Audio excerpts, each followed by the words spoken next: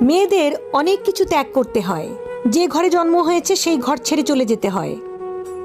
যে উঠানে খেলে বড় হয়েছে সেই উঠানটাকেই চিরতরে শেষ করে দিতে হয়।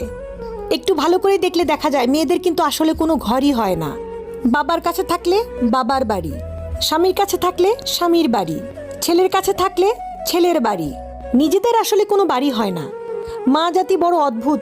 আমি মাঝে মধ্যে ভাবি, আল্লাহ যদি মা জাতিকে ধৈর্যের পাহাড় না দিতেন, পৃথিবীতে সংসার শব্দটা টিকতো না, পৃথিবীতে পরিবার শব্দটা টিকতো না। সবার কথা বাদ দেন, আপনি আপনার মায়ের কথা ভাবেন, দাদির কথা ভাবেন, নানির কথা ভাবেন। আমাদের মা, আমাদের দাদি, আমাদের নানি যে ত্যাগটা দিয়েছেন, যে সহ্যটা করেছেন, উনারা যদি অধৈর্য হতেন আজকে কারো পরিবার কিন্তু ঠিক থাকতো না। সেই জন্য আল্লাহ পাক তাদের অন্তরকে ধৈর্যের পাহাড় বানিয়ে দিয়েছেন। এগুলা উনাদেরকে বেতন দিয়ে কিংবা উনাদেরকে বিনিময় দিয়ে এটা নেয়ামত পাওয়া যাবে না।